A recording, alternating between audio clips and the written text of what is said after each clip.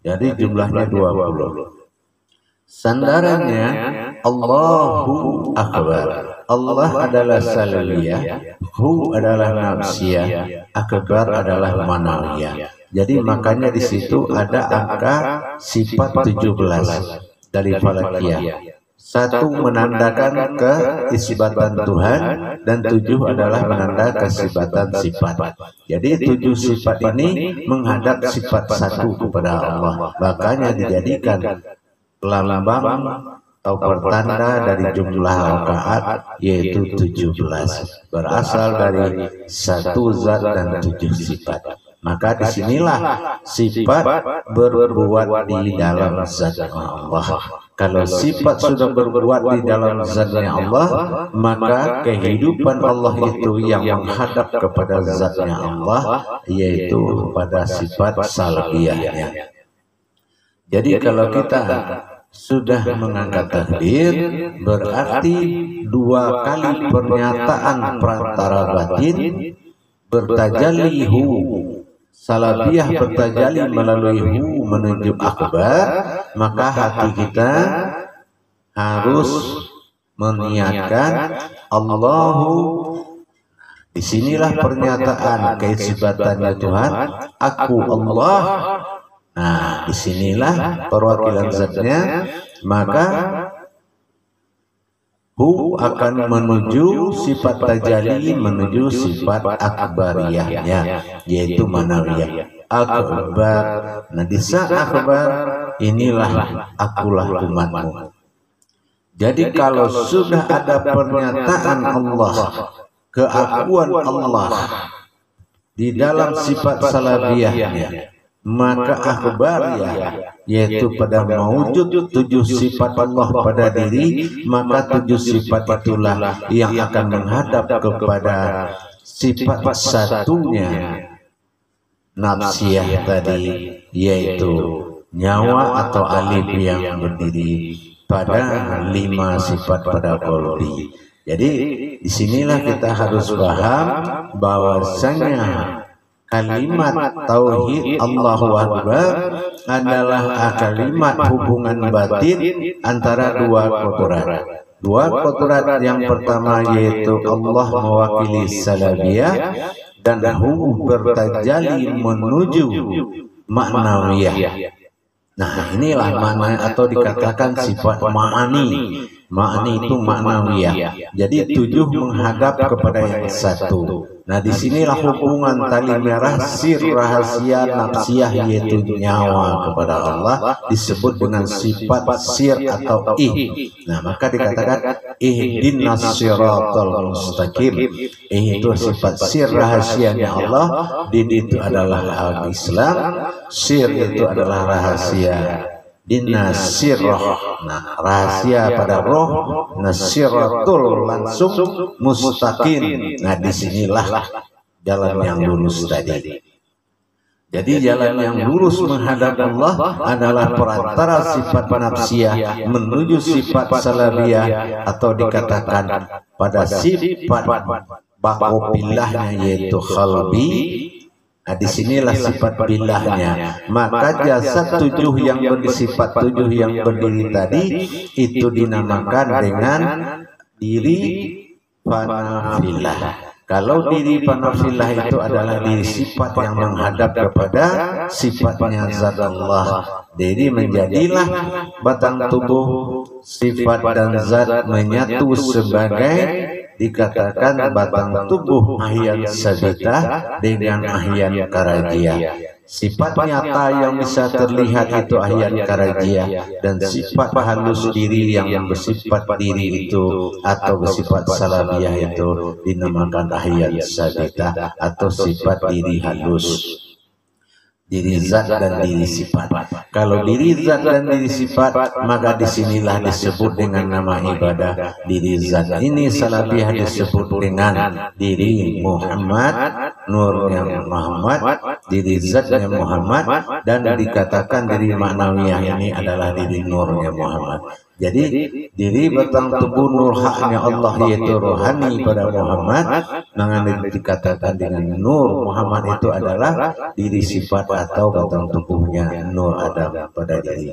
Jadi disinilah pecahnya bahwasanya begitu kita sudah melipat tangan Allahu Akbar, kita ingat dua pengakuan tadi, aku Allah dan akulah sifatmu.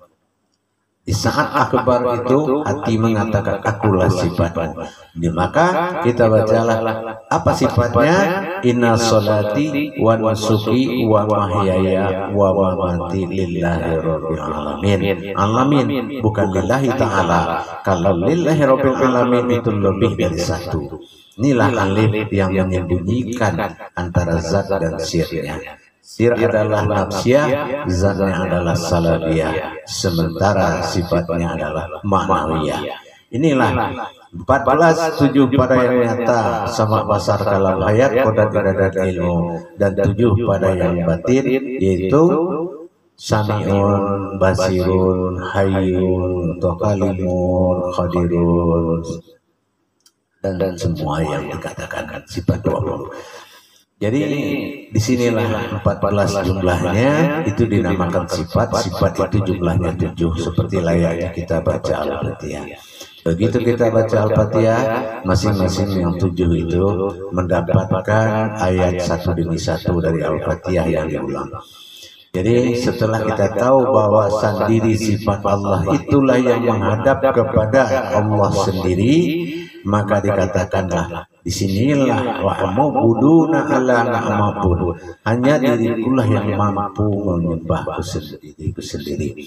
Dalam arti maksudnya diri sifat Allah yang 7 tadi menjadi suatu kehidupan pada diri kita, dinamakan diri halus atau diri batin, untuk menghadap kepada sifat zatnya Allah, perantara dikatakan dengan sifat rohani. Jadi kalau sudah nurani berdiri dengan rohani, berarti 20 sifat tadi sudah lenyap di dalam nafsiyahnya atau batin alif berdiri kepada hati. Insya Allah kalau itu sudah disatukan di dalam takbir sholat, sifat 20 itu adalah takbirnya Allah dalam menyatakan kesatuannya dengan umat dalam hukum ibadah. Insya Allah para jemaah sekalian, lakukanlah, belajarlah pelan-pelan menerima iman hakikat. Karena bagaimanapun salah satu syarat dari kusuk itu adalah iman. Iman itu menerima sesuatu hakikat di luar nalar dan di luar kemampuan akal kita. Karena itu makanya ibadah. Kalau ibadah beda dengan amaliyah. Amaliyah adalah marhalah muqarrabah, perbuatan jasad kepada Allah. Tapi kalau ibadah itu adalah marhalah ruhaniyah. Jadi kita harus perbuatan ruhani itu kita harus mengerti. Jadi wajib itulah yang dikatakan bedanya ifa'alus sholah dengan iqamatis sholah. Jadi kalau ifa'alus sholah itu mengerjakan sholat sifatnya jasad, tapi kalau iqamatis sholah itu adalah mendirikan sholat dengan hukum sifat atau rohani. Jadi sifat 20 itu pecah dalam kalimat Allahu Akbar, maka seseorang telah berdiri sifat alif atau sifat wujud, bersatunya ahadahnya dengan Allah Subhanahu wa Ta'ala. Alif itu satu dalam kodrat ahad. Jadi ahad itu artinya apa? Ada 3. Ahad, ahadah, ahadiyah. Artinya ada tempat, ada yang jadi dan ada yang mewujud. Jadi kalau begitu kita sudah paham melebur sifat 20 itu. Makanya dikatakan hijriyahnya dalam syafaat tanggal atau perputaran waktu 20 ini sering berada pada jam 8.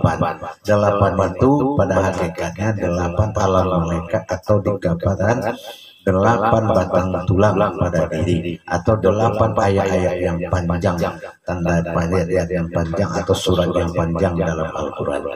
Nah, disinilah kita harus paham para hadirin dan para jamaah sekalian, belajarlah meningkatkan ilmu pengetahuan di dalam ibadah dan kalimat Allahu Akbar adalah kalimat tauhid, kalimat takbir kepada tauhid. Allah kalimat hu, kalimat akbar. Dikala Allahu, nah kita di situ mengingat pernyataan keakuannya Allah. Akulah Allah.